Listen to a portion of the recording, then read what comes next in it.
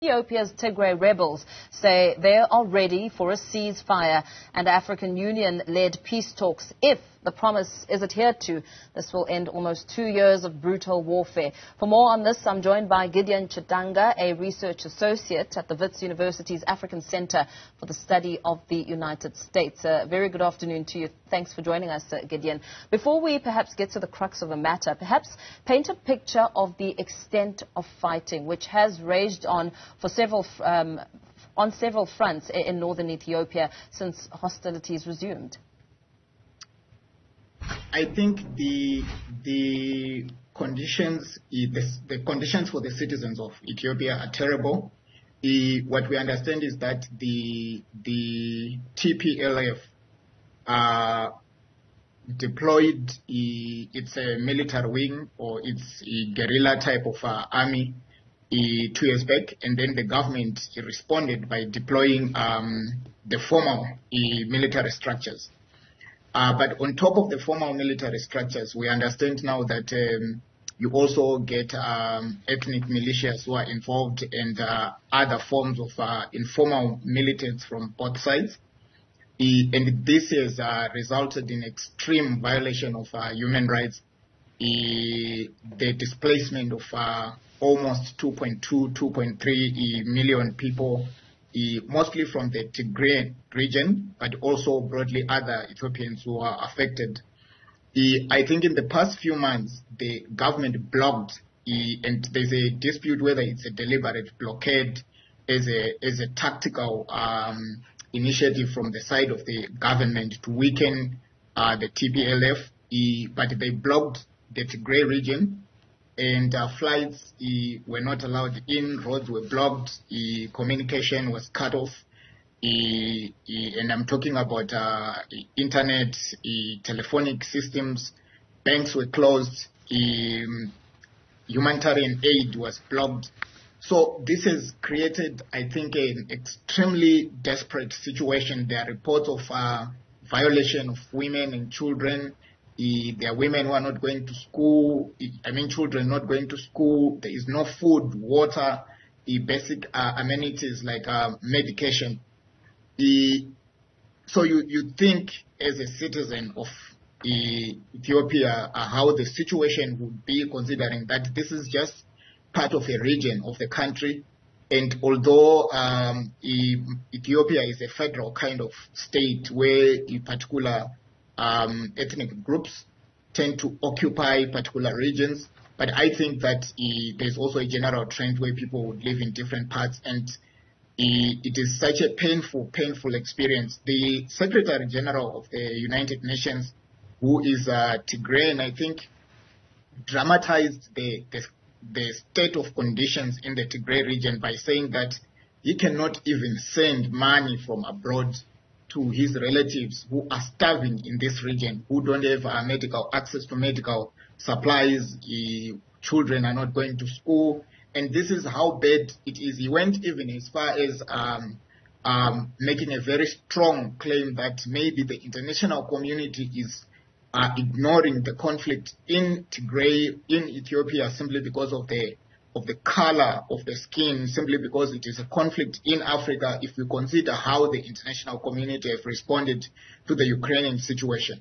So this is a terrible situation that calls for urgent attention from the African Union, from IGAD, which is the main regional organization in East Africa, but also because we tend to rely for our diplomacy in Africa on former and sitting leading politicians. So I would think that leaders should be talking to the Ethiopian government, to the rebels, to say that this situation cannot be allowed to continue. The people who are suffering are Ethiopians. Yeah. And the second layer is that obviously the conflict is a major concern, considering that the Horn of Africa is historically a very unstable region.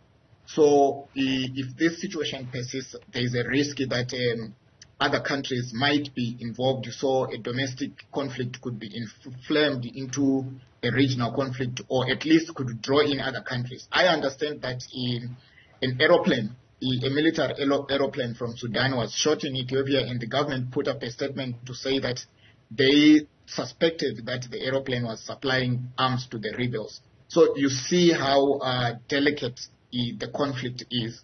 Yeah, a delicate conflict which has reached boiling point. Now, after revealing the Tigray rebels that they're ready for a ceasefire, Ethiopia's rebels have also said that they will accept a peace process led by the African Union.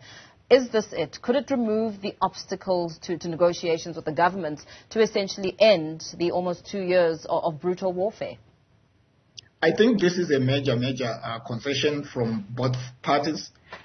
Obviously, there is pressure and concerted understanding from a lot of players that the conflict is totally unnecessary.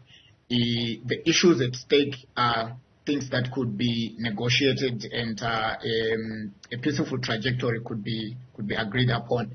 Negotiations have been ongoing. I think there is a problem of trust from both parties. I understand that the rebels were not quite comfortable with the AU envoy, former President Obasanjo, and they preferred the President of Kenya, but the government preferred Obasanjo, and basically it's an issue of trust. And I think given the gravity of the situation, this is a relatively manageable kind of problem where the concerned parties could work on structures to build trust and confidence. I also think that the blockade has put extensive pressure on the rebels.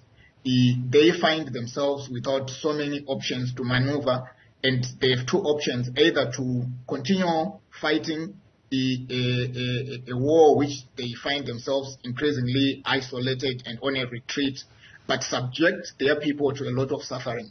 And the government, especially President Abe, has lost a lot of credibility after winning the Nobel Prize.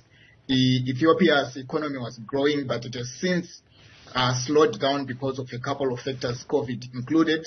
So the suffering in Tigray is not isolated. The impact of climate change and drought has aggravated the conditions. So I would say that both sides need a new start, and maybe concessions would help them to at least save each other from the crisis, and probably make some agreements which can bring peace and stability.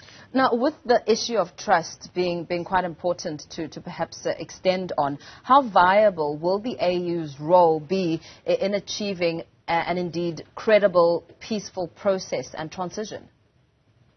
I want to be open about my bias. I believe that it doesn't matter our concerns. Africans should start trusting African institutions in resolving domestic and continental conflicts. And I am persuaded that the AU should be able to facilitate dialogue and a settlement that can return Ethiopia on a path of reform. The main issues underlying this conflict, they are two-dimensional. One aspect is the TPLF facing reforms from the government, which they deem as threatening in terms of eroding their power. And on the side of President Abe, I think it's basically asserting the authority and the power of the government. I think that broadly, Ethiopia also needs to reflect very deeply on the system of government as they reform their institutions from a problematic ethnic federal system to a more democratic system. So processes of such transformation are not easy. They are difficult as long as there are power brokers who feel threatened, who feel that they lose power in the short term. There's always a risk of reverting to violent conflict. So assurances and concessions on the reform process, I'm pretty sure that they will guarantee a successful settlement. Very well. Thank you so much for giving us that insight there. Gideon Chitanga, Research Associate, the Wits University's African Center for the Study of the United States, giving us a sense of the climate in Ethiopia. Still to come.